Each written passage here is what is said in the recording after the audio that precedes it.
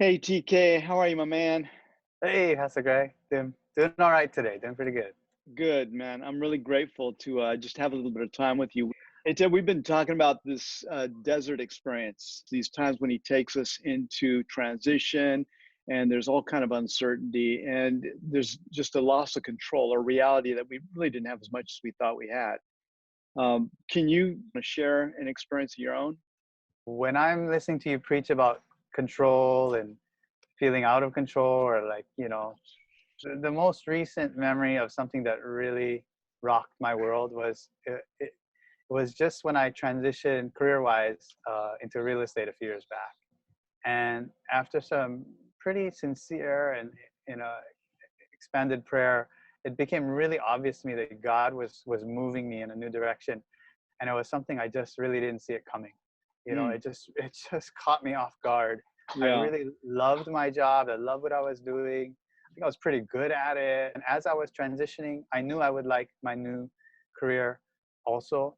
But there was a lot going on internally, feeling either like a failure or feeling like, did I do something wrong? And there's just a whole lot of emotions that Mm, I mhm, couldn't put my finger on, so many of them. And I would say half or maybe more of those questions I think God has been able to answer over the last few years, as I've just mhm, been trying to just be faithful, walk it out, trust God. He'll make sense of things. That's what he does.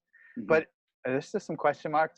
I don't know if I'm gonna have to go to the grave and find out one day in the future, but uh, you know, it's that feeling that you were talking about of not having control that I don't like it. I don't think any of us likes it, and it it really does a work on your heart and your soul and Mm. your relationship with God. It kind of shows you where your limits are, where you maybe thought you were further ahead than you were. I know it did for me. I remember praying a lot about it, and some days I would get a simple word from God, just enough to get me through the day. Other days, once in a while, God would just really encourage me and begin to speak to me. And you feel yourself growing and healing and changing in those times. But a lot of times I just want to know why. Mm. What's Yeah, going on? What is this for? Just tell me yeah, why. It's fine. I don't mind doing anything for you, Lord, but what are we doing here? yeah. And and I felt like God really, really got under my skin, and he got to an important nerve when he just kind of asked me a question like, if I know why, isn't that enough? Do you need to know Mm, why? You know, mm. and I want to answer, yeah, I want to know why. And that's kind of the point. Why do you need to know why? If I know why, if I know Mm. what's going on, I got a plan. Can that be enough for you? And you just start to So that's realize I good. I don't trust God in here as much as I think I do up here. So Mm. God has to take us through things that strips us of control and kind of forces us to reevaluate.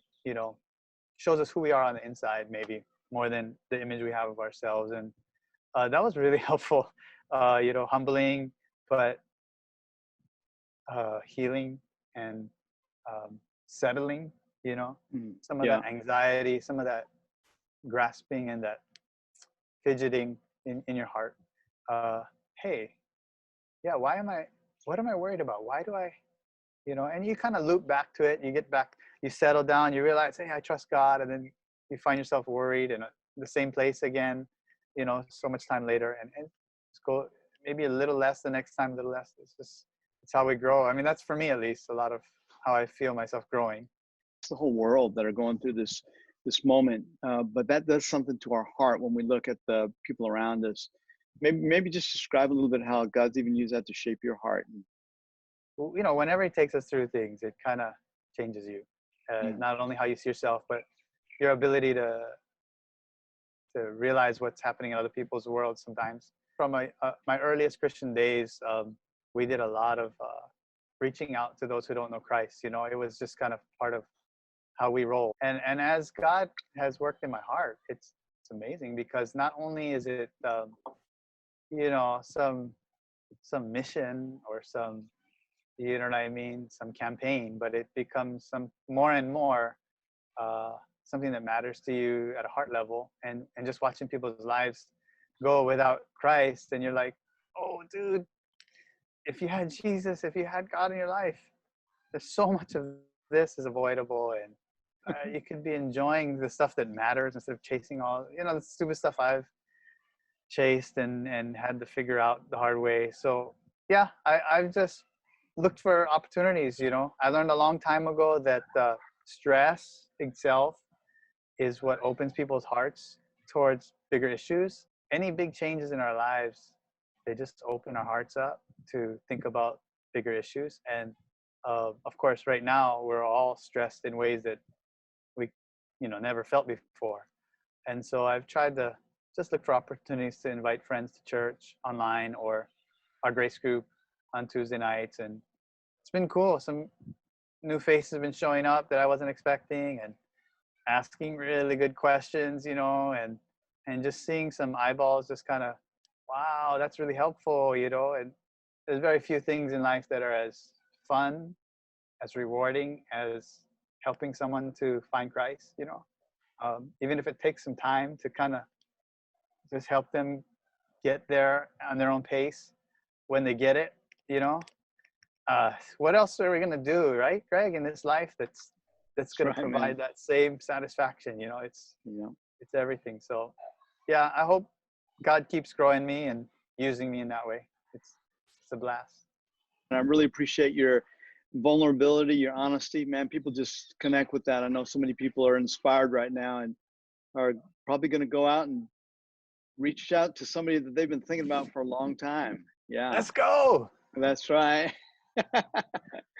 You're the best, Ted. Thanks, man. Thanks for having me, Pastor Greg.